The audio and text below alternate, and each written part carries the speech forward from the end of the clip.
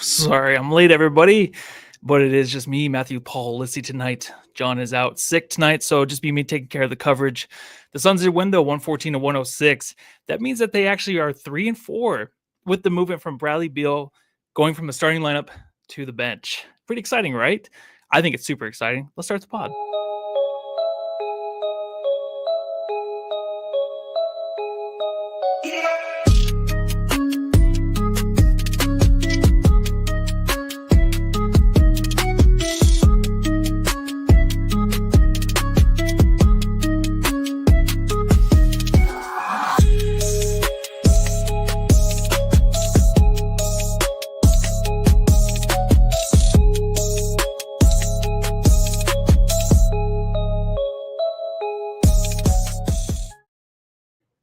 Hey everybody. Oh, actually, it's just Kiko G in the chat right now saying, just me here? I guess it is. Actually kind of freaked me out when he posted that because I'm like, is this the right pod to be in? But it is. It's the Suns versus Jazz, episode number 679, a very important number close to my heart. We'll go deeper into that towards the end of the pod, but I don't want to get too sappy because right now the Suns, I've honestly put together a pretty good stretch here. 3 out of the last 4 games that are victories.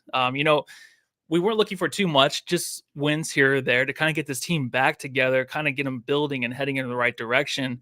And it seems like they have been doing it. Like right now, we're getting now people are coming in. So I appreciate it. Watching the pod. No good says good win. And that's totally what this is. I think it was just a really good win. We'll get into the analysis quarter by quarter like I like to go through.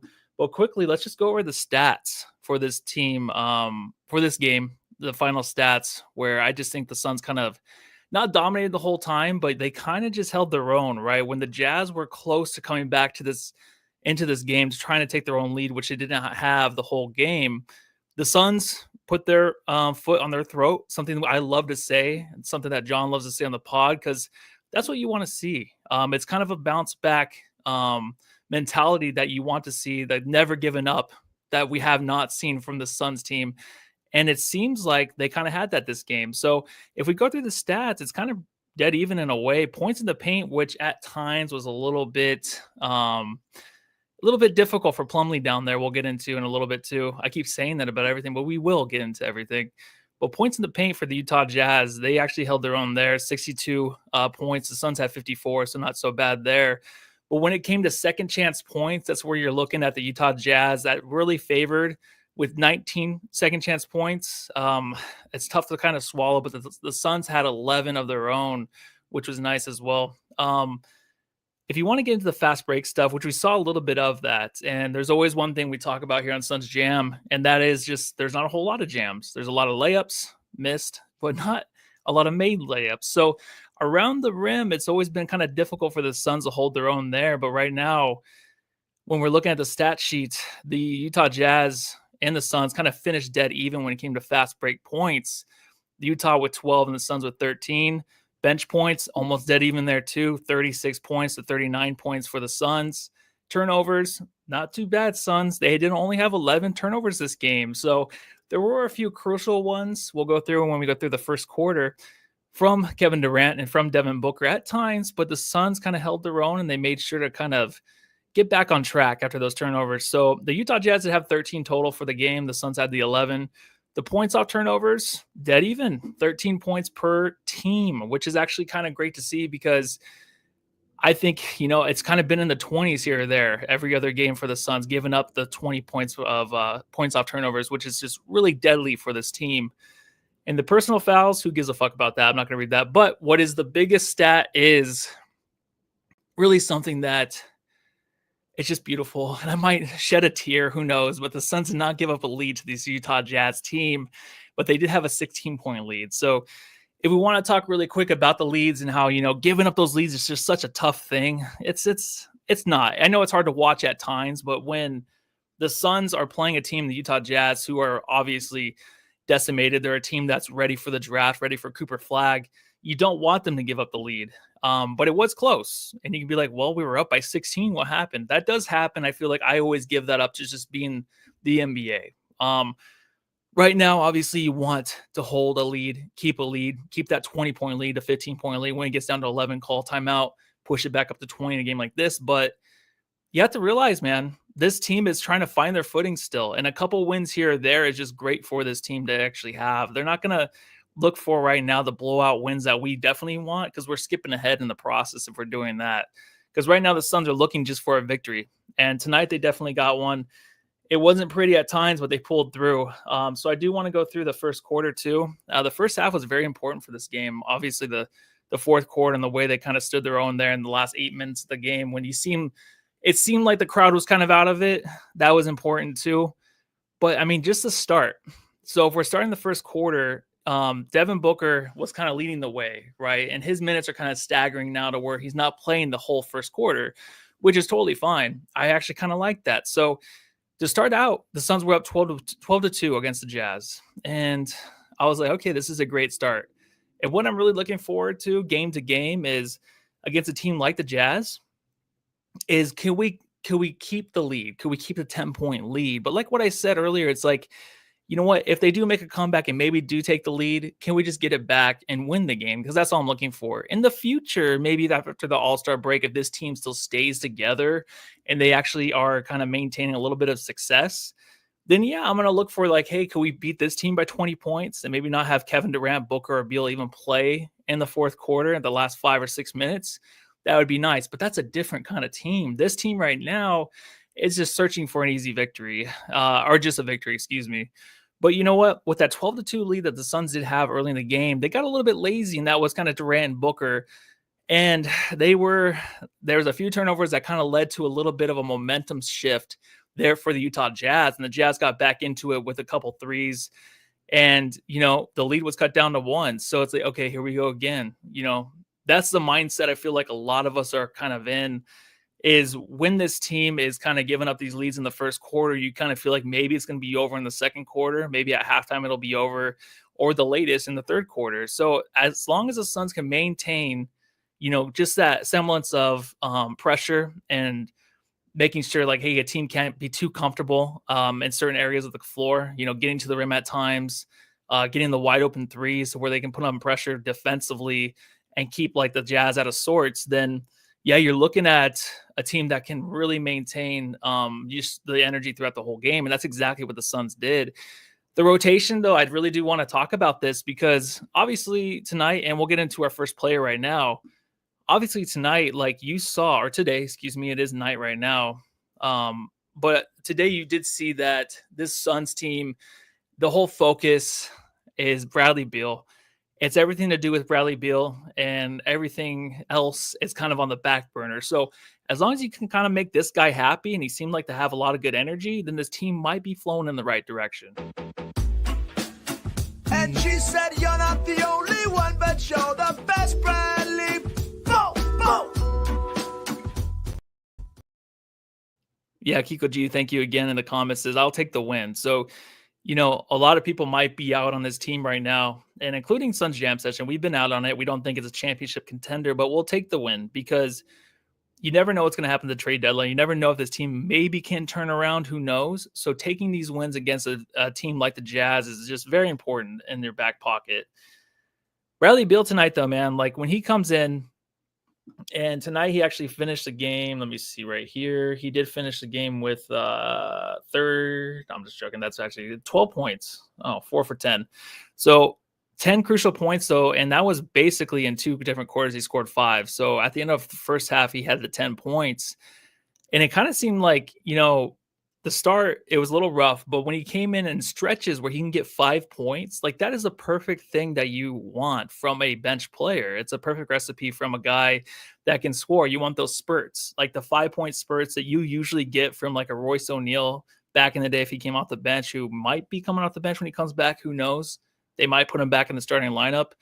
But right now, it's like if you have Beal out there, in a type of situation where he's coming off the bench, you want those 5 straight points. You want the 6 straight points, kind of like what Grayson Allen did in the fourth quarter, where Grayson Allen got the energy back into the footprint center, where he got the 9 straight points for the Suns. And I know run by himself. Not saying like every player has to do that because that's almost impossible to hit the 3 straight threes. But that's the way Grayson Allen is. And now that's the way I feel like we're kind of leaning on Bradley Beal. But if you look at that first rotation, it's fun to see like Beal coming in with Oso, and on the floor you have Durant, who's just kind of the main guy, the sergeant of the first quarter, who played the full 12 minutes. And he had the 6 assists where it's pretty insane. He was moving the ball well. He did have one crucial turnover, and I'll point it out just because it was kind of bad. But the 6 assists looked really good because right now, if you're leaving him out there, you have guys that are actually playing their position. So every rotation just kind of makes sense right now with what Bud is doing because you have the 2 guards, you have the center, you have the forwards, right? You don't have the 3 guards out there at times. You don't play the small ball too much with Kevin Durant at the 3, or I'm sorry, at the 5. And if you're doing that, then you're kind of taking a risk, especially against a Jazz team who have kind of the bigger dudes. I mean, they all look the same, obviously, but they're both independently on their own, pretty dominant at times in the paint. If you don't have someone to kind of, I guess, take advantage or not take advantage, kind of just go up against them and kind of make it a battle when it's coming to the center position, because you want the fact that like Eubanks, when he comes in for the Jazz, you want to make it hard on him to do anything. And tonight, like you kind of saw at times when they have to throw Eubanks in the game, Eubanks he reminds you of how much he stunk, right? 2 block attempts that were actually like a perfect, like it looked like it was going to be a finish for Eubanks on his side. But I remember this too much where it looked like things were going to happen and Eubanks might be able to flush it down, but there was always just a chance of like the defender getting his hand on the ball and nothing else. And that's exactly what happened to him tonight twice. 2 dunk attempts that were blocked by the Suns, right? The first one by Okogie was phenomenal. I think the fact that he fell on the floor and just looked like he was just like falling over himself, and then actually, calling for the replay. And that was a great challenge by Bud because he did win that one, because that block was huge. I think every play like that, a hustle play, it might need to be reviewed because the Suns right now, they need those plays to go the other direction. And if they can get those turnovers and they can get those blocks, then it's a beautiful day of basketball, I think. But yeah, I wanted to talk about that rotation because it's just nice to see right now. And I'll get to the chat right and after this comment, because I do want to read comments this time. I know John and I have been doing the individual podcasts, through some times right now, some dark times, but I didn't get to a lot of the comments in the chat. So I'll definitely get into those. But I do want to talk about just how relaxing it is at times to know, like, we actually have a real lineup out there with the point guard, with the 2 guard. Then you have your forwards. You have either the Grayson Allen, you have the Ryan Dunns out there, the hustle players. You have Josh Okogie coming in with the hustle plays. Like, it's just a consistent thing right now. And I don't think this whole game was 100% just the most beautiful thing, but it was kind of like, I was talking in the past where I always had a difficult time thinking this team's going to pull it out in the end. And I'm kind of going back to where I was before. Not fully. I'll just say 10%. I'm almost there, where I think that this team at times might finish the game and they might win it. Tonight, I kind of felt that way. I don't know if Chancellors, you felt the same way, but sometimes we have those games in the past where you're doing laundry, you're cleaning your house, and you kind of just look over and be like, oh, they have this game, they're going to win. That was in the past in the 64 game win season. Maybe even last year at times. Not really, actually. The year before that, which was that season. I just felt like, you know what, I'm going to do laundry. I'm going to get some stuff done because this team has it, right? I can just go off the notes I had from the first half, the third quarter, but this game's over. I kind of felt that way with this. Even though, the Jazz had some buckets that they made in the end of the game to cut it to 9 or cut it to 8 with about 3 or 4 minutes left. I'm like, I feel like this team has it. So what that's telling me is this team has kind of just settled down. They're not as panicky. They're not as high anxiety as you would normally, get with this team over the last month or so, because they just seem like they're in their position. They're playing the right position. So a reason for that, obviously, is Bradley Beal going to the bench, where everything kind of falls in line, where guys aren't like taking a step back. You know what I mean? Grayson Allen might be getting better sleep with his baby, but these guys just kind of seem like they're fitting better. And I will keep going back to being like, yeah, this is the Jazz and it's just a victory over the Jazz. And that's fine. That's definitely fine. But to me, I felt that way. And we played many teams this year that are just dog shit, and we still look like dog shit against them. So I'm going to say that this was actually a pretty good victory, because it didn't start. I mean, it started very well, but it didn't start, like you would want in the first quarter with the Jazz kind of coming back. So Little stats in the first quarter. The Suns held the lead at the end, 31-27, after taking that 12-2 lead. I believe it went up to 14-2. You can correct me in the chat if you want. But Booker had the 8 minutes and 10 points. And, let me know, Jamsters, too, what you think about Booker, taking a step back, not playing the first quarter in full. So there is something with Booker, where we keep talking off and on about, hey, is something going on with him? I don't know. But let's talk about him a little bit. Allow me to reintroduce myself. My name is Big Dick Booker.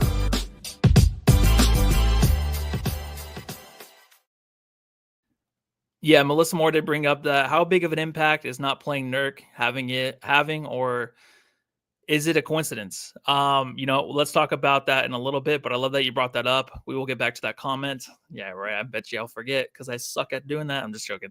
I will definitely get back into it because I don't want to go from one thing to the other, one thing from the other, because I do have ADHD, so I might be all over the place. And I don't think that's a real thing either. I just think I'm kind of scatterbrained. But remember when Booker used to play like the full first quarter, and I'm like, you know what, this is kind of nice. The 8 minutes in the first quarter where he had the 10 points, which is perfect, right? He was very accurate. I feel like he was 100% on his field goal percentage, but let me just check that really quick. So he was, 100%. He had the 2 threes, 4 for 4 from the field, and he wasn't really moving the ball, right? KD was kind of the guy moving the ball around. He had the 6 assists. And then you just got the easy kind of play from Booker, where Booker was going out there and just playing.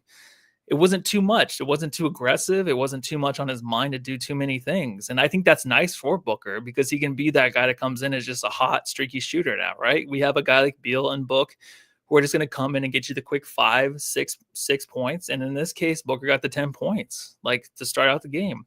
Then you rest him. Then you have KD finish the first. So, if Booker's playing the full first quarter, is that something where in the past maybe he could do? But right now, if he's struggling through the whole first quarter and becoming more exhausted towards the end of the game where he's not playing a fully complete game, then maybe there's something there, right? I'm not sure Bud had any comments on the kind of transition of him just playing the first 8 minutes and that's it. But it's something to look into because right now it's just it's feeling right? When he comes in or when he comes out with about 4 minutes, 3 minutes left in the first quarter, and you have Bradley Beal already in the game, then you already have that smooth transition with Bradley Beal and Kevin Durant to finish the first quarter.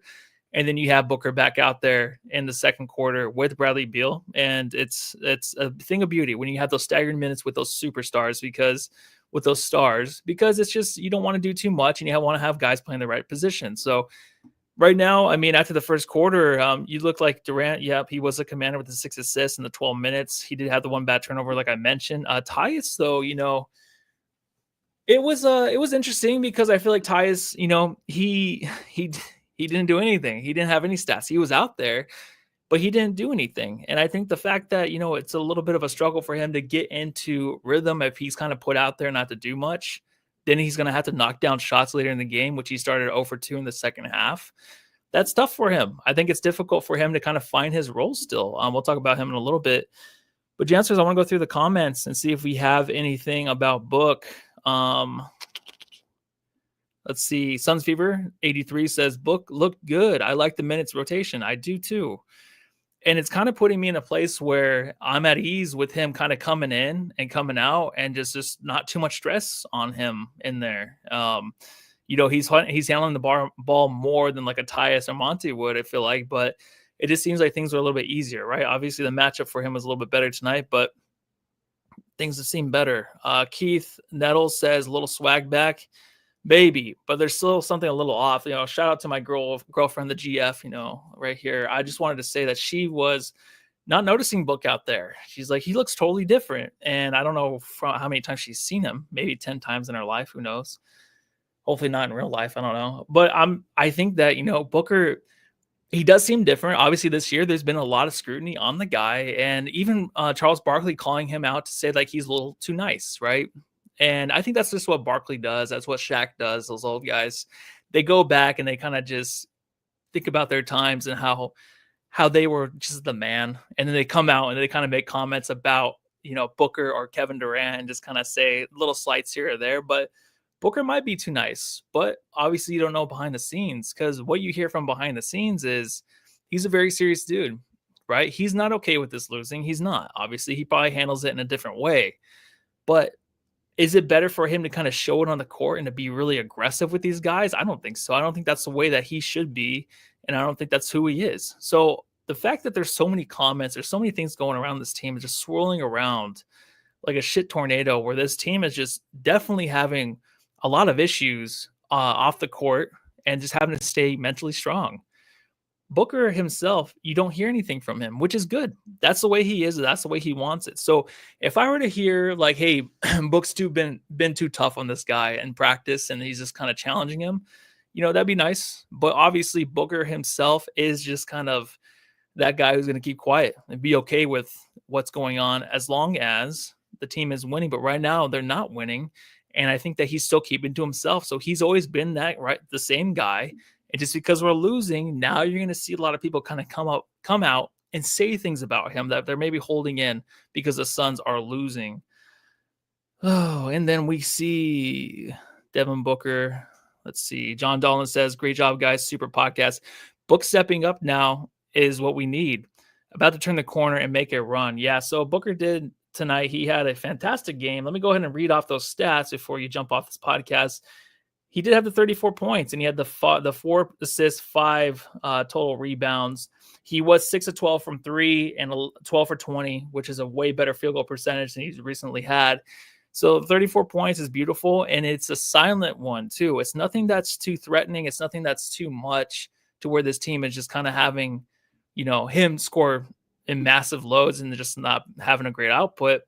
It was silent and it was nice and sweet. So, Jansters, thank you everybody for joining right now. And I want to say, go ahead and subscribe, like, and review the podcast. I want to go through a few more comments here because I want to go back to Melissa Moore. So Melissa did say, how big of an impact is it now that we are not playing Nurk? And do we even notice it?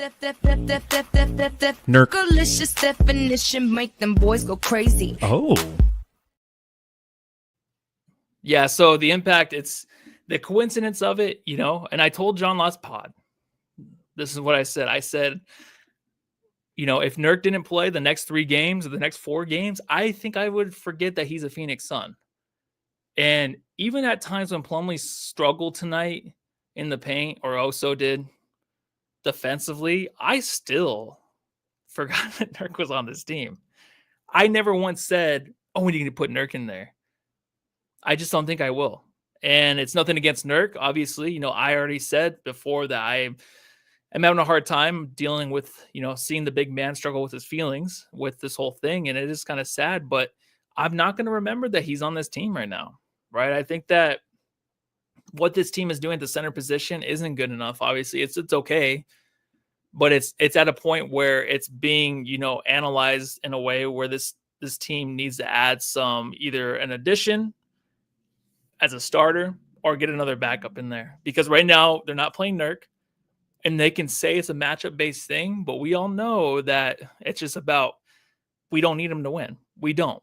It's just too much added to the plate that we already have. That's already filled with mistakes, filled with turnovers, filled with, the lack of youth, the lack of, the athleticism and stuff. So if he comes in, it just shows, our weakness as a whole. And I don't hate Nurk at all, but right now it's just not looking good. And right now you're actually hearing too on Twitter that, the Washington Wizards are interested in Nurk. So whether or not that's true, that's very interesting, because I honestly think that I would love for him to go there and maybe receive somebody else, but I don't think that's the fix. I don't think that if we get a center in here that's a little bit better than Nurk, maybe it is a fix, but I just think the big 3 need to figure it out. But I don't know who else we would even get as a center. So right here, Sal Soto says it's a team dynamic. So right now, could we say that this was probably the best team effort that we've seen all season long?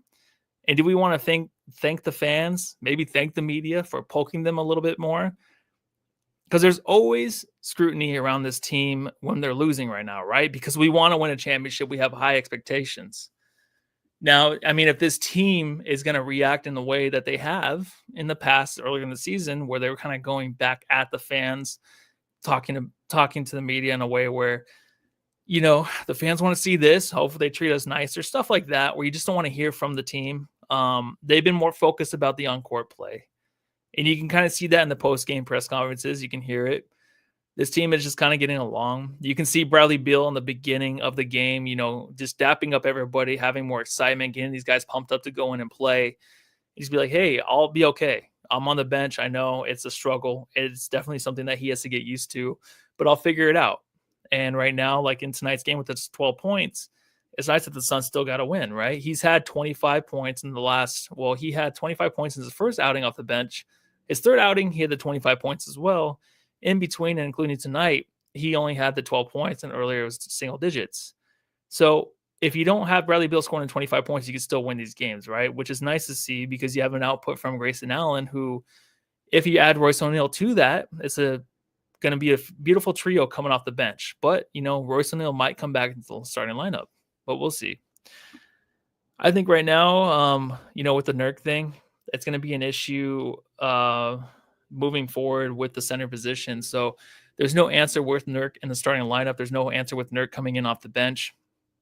There's not going to be an answer really for him at all this season with the Suns, and that's fine. I'm okay with that because this team needs to figure this out. And what's more important about Beal going to the bench, what's important about Nurk just coming off the bench, but a DNP, is this team has to figure this out from the starting lineup on, right? They have to figure out that starting five, that rotation that makes sense. Then they can go to the bench. I mean, it's a starting lineup, go to the bench, figure out that rotation, right? Because injuries might happen, who knows?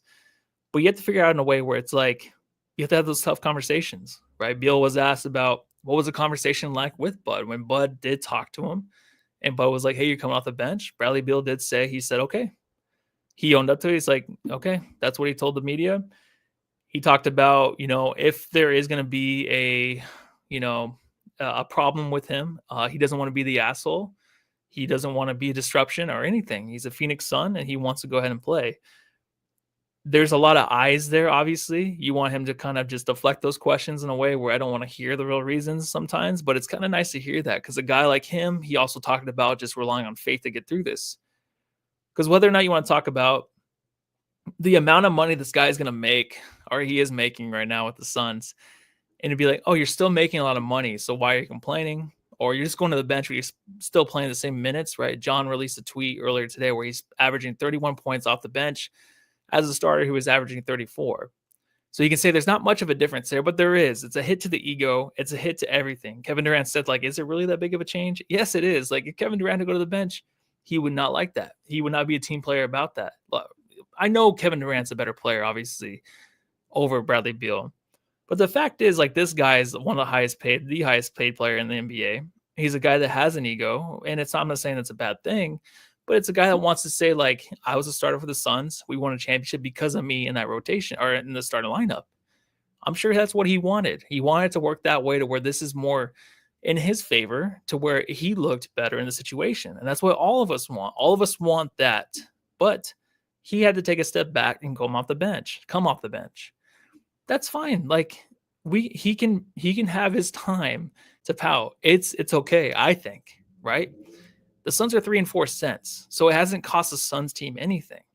And Beal right now, if he's going to be in a better mood and he's actually coming out with more energy and he's a little bit more silent about the whole thing, then it's going to be better for the team. The way it happened, it didn't happen as bad. There was a lot of media behind it. There was a lot of questioning maybe behind it, but we all kind of agreed Beal should come off the bench. We never thought he would because of the money he was making, but also he dealt with it the best he could. And we have to give him props. I just think that that's tough for a guy like him to kind of come off the bench in kind of a role that he wanted to play here in Phoenix, right? But it's better for the team. And it's better for the team that Nurk's not playing at all. It is. And if he wants to play maybe at times in situations where, it's a blowout or something, which is not going to happen with this team currently, then yeah, that's fine. But Bud is making the tough decisions. Now, whether or not the benching for Beal is because they want to make him a little bit more aggravated to get him out of Phoenix, or the fact that Nurk is he's sitting and not playing because they might want to trade him, that stuff we'll never know till the end. Till maybe 10 years later, we'll finally find out from a podcast that Paul George hosts. So who knows? Saul Soto in the chat says, I hope Beal accepts the bench role for the best. It's for the best of the team. It's been good for him and the team from my point of view. Yeah. Just like what I went over, it definitely is. And I'm okay with it right now. Suns Fever 83 says Beal Allen is great off the bench. It's perfect. So you're talking about if Royce O'Neal comes back and Ryan Dunn comes off the bench, which, chancellors, let me know in the chat. Do you want Royce O'Neal to come back off the bench? Or I'm sorry, come back and enter the starting lineup? Or do you want Ryan Dunn to come off the bench? Oh, that's the same thing. Whatever. You guys know what I'm talking about. Just put your answers in in the thing. All right. So if we want to go back to the game. Oh, excuse me. Hold on, let me just take a sip really quick. One sip. Thank you, everybody, for watching. All right. We're at the halfway mark already. Thank you for watching. Subscribe, like, review. I hope everyone's enjoying their wild card Saturday. I will be going to watch a game after this. Football. That's what us men do, right? Sure. Okay. Anyways, hold on real quick.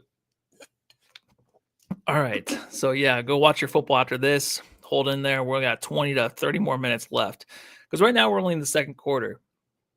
So we talked a lot about the rotation of the game. And, Booker back in for KD along with Okogie. It's fun. I'm having fun with this rotation. Once it starts to work, there's so many guys on this team like you just love to see play together. There's not a guy out there that drives you nuts anymore, right? I think the fact that they're so staggered and Beal coming off the bench really opens up a lot with this team. And you can kind of see the beauty of every player and the team as a whole. You can see that now. And that's exactly what I'm seeing. And I think Beal grabbing the 5 easy points to start the second quarter, it's so nice. Like I said, thank you, Beal, for getting for adapting to this role and coming in and just, killing it at times and working guys off the dribble, having the step back. It's a thing of beauty, right? The way he's cutting, he's feeding off a book at times. And I did make the mistake earlier just saying that everyone's playing their position because they do at times have Beal and Booker in at the same time, which is going to be a lot of the time. But you get what I'm saying, right? Maybe I don't make any sense. Who knows? But the spacing, it's immaculate, man. The cuts that he makes, you have him and Okogie who are cutting a lot. You're seeing Oso cut. You're seeing guys just kind of getting to the rim and being just available. That way the extra pass can happen. It's beautiful. I love it. So Rose, Rose, not my mom. I'm talking about the lead actually did raise to 16 in the second quarter. And Book continued to cook, man. He had 12 points in the second quarter. That was 22 points in the first half for that guy. And it was easy. It was absolutely beautiful, right? I think if Books continues to struggle at times, it's going to be because it's a make or miss league, and he just didn't make those easy shots because he's getting really good looks right now. So Plumlee, it's tough at times, but what is nice is you don't notice him as much. I think the struggle in giving up so many shots at the rim or cuts to the rim or just plays that happen behind him and it's easy dunks, you do see that a lot. And with Plumlee, it's accepted, right? He's not going to be a starting center. Right now, the Suns are probably working out something behind the scenes to get us a starting center. It might be happening. Who knows? Because that is obviously a crucial thing that everybody wants. And I don't think it's absolutely necessary till now that we do need a starting center to have a chance to win a championship. But that's how sad it is that the Suns do need that. The play that Plumlee brings, I'll go through his stats really quick. He had the 6 points, but he had the 10 rebounds too and the 5 offensive rebounds, right? You look at the Jazz side, the 21 offensive rebounds. That's tough to look at. It's really tough because right now you don't want that to be an issue. And I know I'm saying right now because I am focused right now on this moment and the way the Suns are giving up the offensive rebounds. Walker Kessler, he had the 7 offensive rebounds. He had 2 from Cody Williams, 2 from Civi, 2 from Drew Eubanks. Can't let that happen. Colin Sexton had 2 as well. Oh, 2 as well. Oh my God, I haven't said that in forever. But everybody on this team had an offensive rebound. Everybody on this team had their own offensive rebound. So they played well together off the glass, but that just has a lot to do with their rotation. And, if you're playing Oso with Kevin Durant at times, you're going to give up the rebounds. You're just going to, because when Oso's out there, you don't even realize he is our center. You just realize he's pretty good offensively, at times cutting, making the extra pass, knowing what to do with the ball. But defensively, you just don't notice him as a center. So that's not going to be a good look for the Suns heading into playoffs. If they can get somebody else, please do. Beal then grabbed another 5 points to end the second quarter. So he had the 10 points in that quarter. And it came at crucial times to start and to finish. keeping this Suns team up 11 points at halftime, that was big because of the Utah Jazz, who we did play tonight or today, they did come back at times, but the Suns kept pushing them away.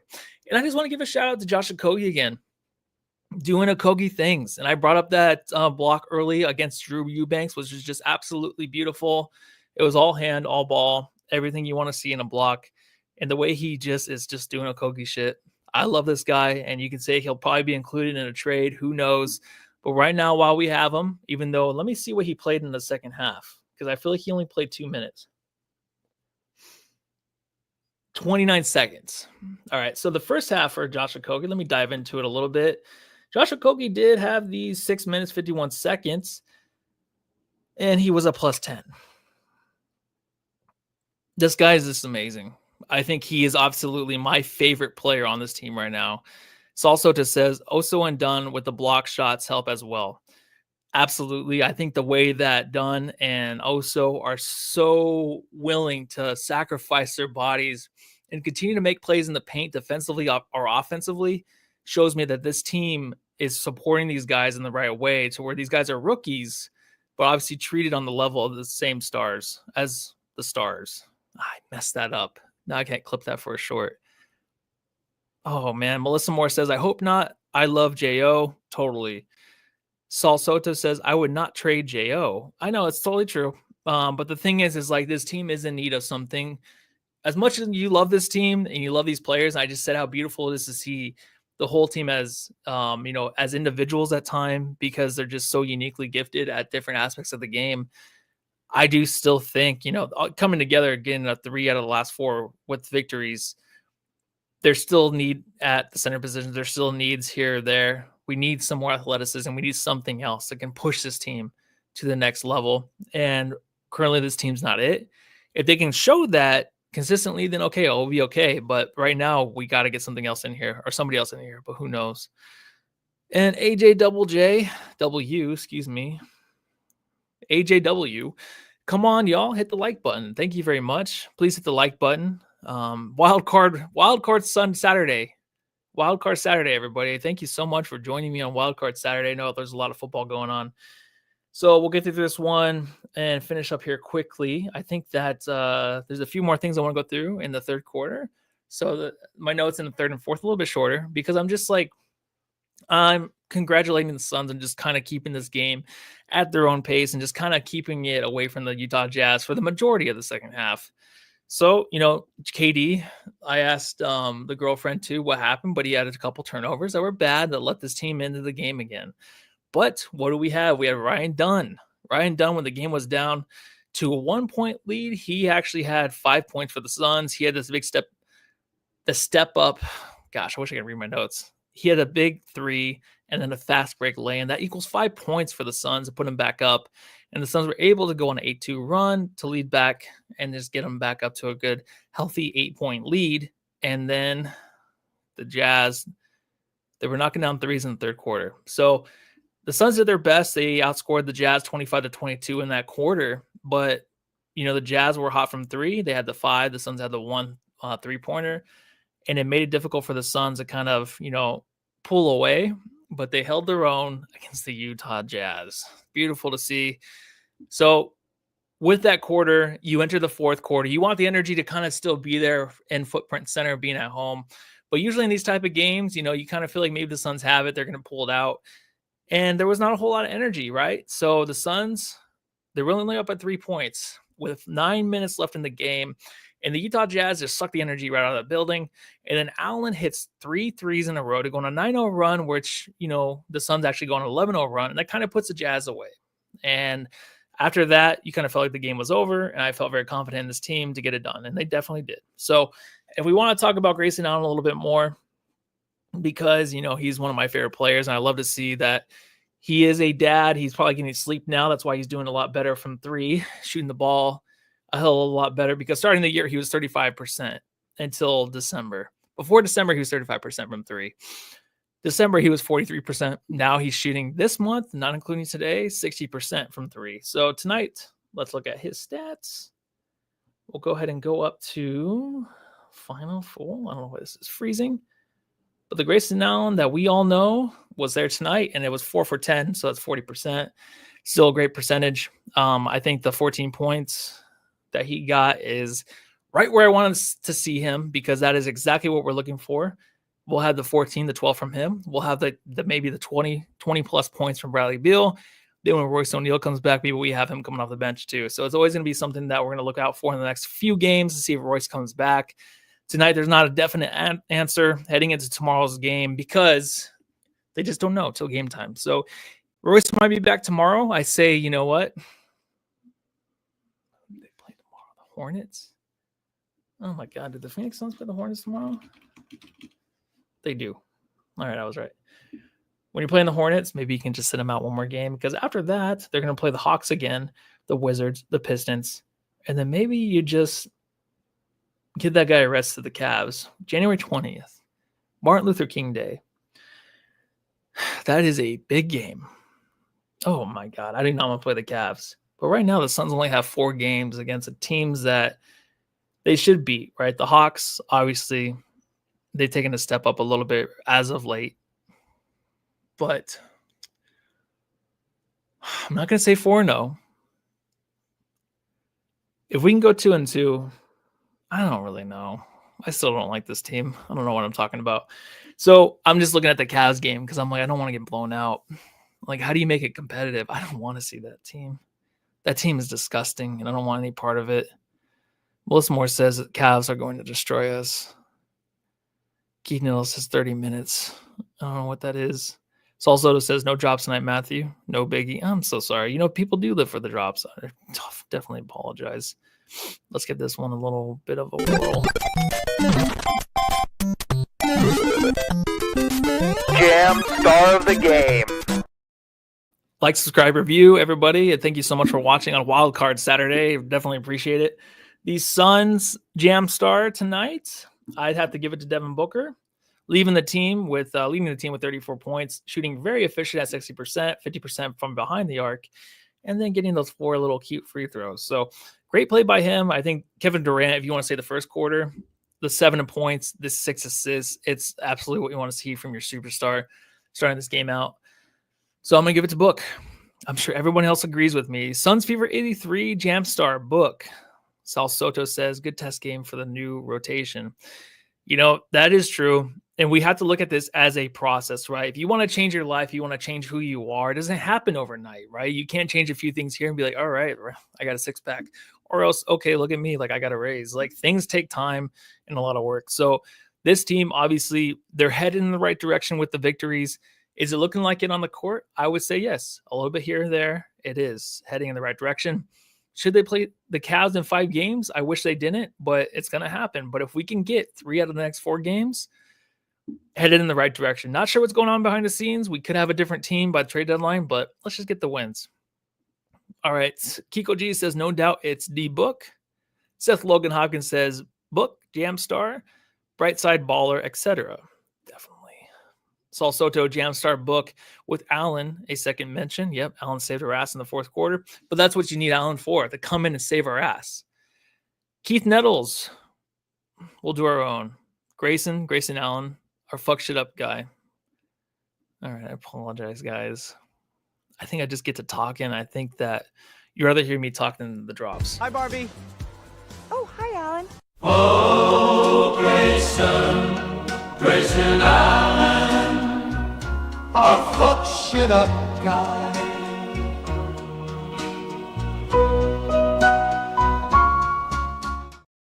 Grayson Allen, the 14 points. Oh, I already did that. Grayson Allen, what a great game by him, obviously. So that's all I got for the Jam Stars. No one else really commented in there, which is fine because it's Wild Card Saturday. Everyone's super excited about football, and no one's going to really care about a Jazz game with the Suns because it is depressing. What's more depressing is watching them play Sunday night against the Hornets, but we have to. We're going to support this team to the very, very end. I can say that I trust this team to get another victory. The way they've been coming out, the way they've been kind of styling on the court, and just you kind of see the effort out there in a different way. This team's been poked, and you can just see that they are kind of responding. Even though they're playing these type of teams, it's okay. They got to come out. They got to play strong. They got to get through all the adversity. It'll make them even better. maybe everyone will change. Maybe KD will get off Twitter, and maybe everybody will be a better person. But until then, everybody, I want to say, go home, love your family, and thanks for